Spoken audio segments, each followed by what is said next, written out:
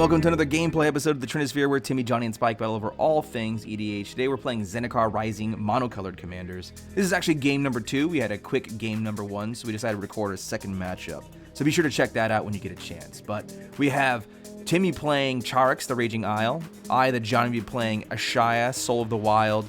Our Spike will be playing Taborax, Hope's Demise. And then we have a guest who's also a bit of a Spike playing Moraug, the Fury of Akum. Alright, so let's dive right into gameplay. Alright, playing first will be Matt playing Moraug. It's our guest Spike. Then we have Timmy playing second on the green playmat that's sitting on the burgundy rug floor there. And then I'll be playing third on the blue playmat. And then we have Spike following it up as last place again. Was last in the first matchup and is last in this matchup as well. Pretty funny.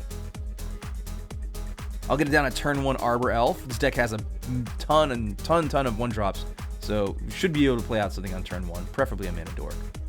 So Matt played a Myriad Landscape on turn 1, and on turn 2 gets a Ancient Tomb down, so able to crack that Myriad Landscape, so ramping very quickly. So when Matt untaps on turn 3, we'll have access to 4 to 5 mana. I'm going to play a 1,000 Year Elixir. It's a little early, giving my Mana Dorks haste so I can try and catch up here. Meanwhile, the Drago control Charix, Timmy, and Taborax Hope's Demise a little slow to start here, but Chris does get down a Charcoal Diamond on turn 2, so is ramping to try and catch up. Matt untapping with 4 mana, playing a land to go to 5. He's going to play a Alpine Guide to go ahead and put another land into play. Pretty good land drop trigger. Also going to follow that up with a Strionic Resonator. So that's going to come down. And pretty strong, looking pretty aggressive and pretty dangerous right now. Passing over to Juan. Juan's going to play a land and pass to me. And I'm going to cast a Stone Cedar Hierophant. Landfall untap itself, and then it can tap itself to untap a land. So kind of a little bit of a soft combo piece there. Over to Hogg. Hogg is going to play a land and then throw down with that potato camera, that Taborax, Hope's Demise. So getting the commander down, trying to deter this incoming Alpine Guide attack, which is going to end up going my way. I think Matt knows I'm not going to block with Stone Cedar Hierophant. It's a 4-mana 1/1, so worst value ever. And he's going to follow that up with a Moraug, Fury of Akum, and then also play a Scalding Tarn. Now, there's a bit discussion of whether or not there's an extra combat step, which indeed Matt does get an extra combat step here, but I think was a little confused as to whether or not he could attack with it then and there, so it passes the turn and does not crack Scalding Tarn. Over to Juan. Juan's going to play a land and pretty predictably pass to me. And then I'm going to float 4 for a Guardian Project, so a draw engine to try and keep up, because I'm going to have to probably chump block all of these attacks pretty much consistently. However, Timmy's going to use Disdainful Stroke to counter that, so unfortunately, one of the problems playing after a Timmy control player is they usually counter the first thing they see. So, both games I had to play right after the Timmy, unfortunately. So Hogg's gonna play a Bastion of Remembrance, which is basically like a Blood Artist on an enchantment, and then he's gonna play a Zulapur Cutthroat. So we got ourselves in a really aristocratic, grindy start here. If a lot of creatures die, Hogg is gonna be able to do a lot of work, draining life. And he's gonna swing a Taborax at Matt. Try and fly over the impending doom of multiple attack steps here.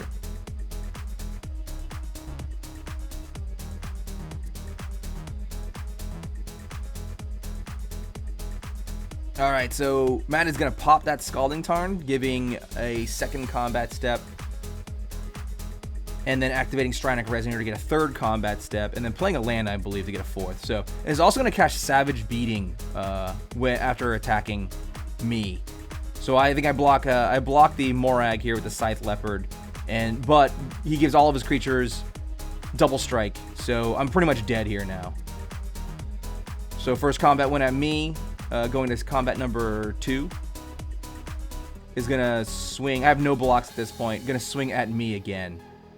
So at this point, I'm taking 16 commander damage, I believe it is, and then is gonna have to swing at me a third time to kill me. The fourth swing goes at Hogg. Hogg's going to block with Zilliport Cutthroat against Moraug and take the damage from the Alpine Guide, which is pumped a lot because Moraug also gives a +1/+0 for each time gives each creature +1/+0 for each time that creature attacked this turn. So that Alpine Guide attacked like 4 times, so it was buffed quite a bit. At the end of Matt's turn, Juan is going to use Blink of the Eye to bounce Moraug to hand and then cast Charix on main phase.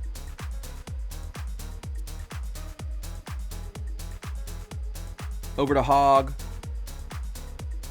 Hogg playing a land and really trying to figure out what to do here. Matt is slowed down, does not have haste in the battlefield, but that was pretty gross, right? That attacking 4 times in 1 turn. Liliana's Contract coming down, drawing a bunch of cards. And then playing a Shadowborn Apostles. So this is a kind of a weird, might be a little bit more Johnny than Spike here. Might be trying to win with Liliana's Contract. We'll have to see. Passing over to Matt. Matt is untapping.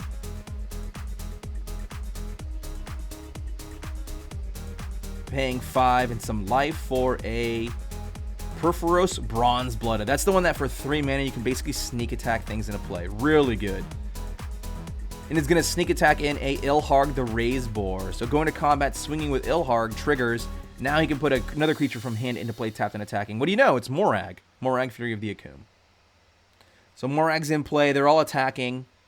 I think most of it is going at Juan here. Juan's going to block, I think, the Moraug here and take the rest. Matt, on second main phase, is going to play a land which untaps all of his creatures and gives him another combat step. So going to swing again, but doesn't have anything to trigger off of Ilharg. No good creatures in handing. And he's going to go to the cleanup step. The Moraug's going to bounce back to hand, and he's going to opt to put Ilharg third from the top when it dies from that Perforos sneak attack. End step, Juan is going to opt to draw a card. Down to 17. Got a bit of a beat in there, despite having a 0-17 wall. And this goes to show you how explosive Matt's build is. It's especially with that sneak attack now, can just keep sneak attacking in Moraug over and over again, and then using extra combats to really cheat out a lot of value. Over to Hogg. Hogg's going to play a Bantu's Monument, so full in aristocrat stuff here. Just really needs some creatures to sack themselves here and trigger everything. However, with being a Taborax build, I'm pretty sure they're all going to be clerics, so need some clerics to sack themselves. Here comes a Whisper, Blood Liturgist. I love that card. Sack 2 creatures to reanimate 1, which is really great at just cycling and looping through stuff. Back to Matt, the big red beater. We've got Hazard's Monument coming down. Draw a draw engine, able to filter, get that Ilharg a little faster, which is pretty nice. What do you know? We're gonna sneak attack in this. Oh no, hard cast this Moraug, Fury of Akoum. Now that does have haste because Perforos gives all creatures haste. That Perforos does. Gonna land drop a Fabled Passage. That's a fetch land, so we got 1 extra combat. Cracking that, getting a 2nd extra combat. Combat count is 3. Oh, we're gonna activate Stranic Resonator, so combat count is 4. This is pretty gross, right? This is just absolute thrashing.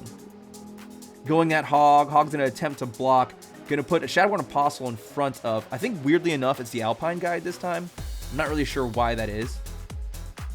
And then on second combat, gonna swing in and is gonna decide to, I think, block and try and kill Moraug here. So I think maybe that got changed around a little bit. So they're still discussing, wait, who do you block? I think in the end, Hogg's gonna put all of the damage onto the Moraug to try and kill it.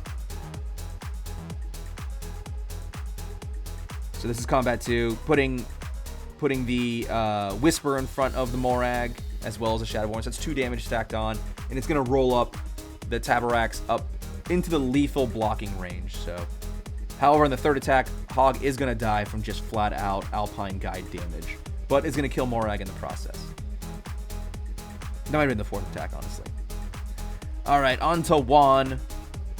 Juan's looking around the board saying, wow, I don't know what to do here. So gonna pass, draw go.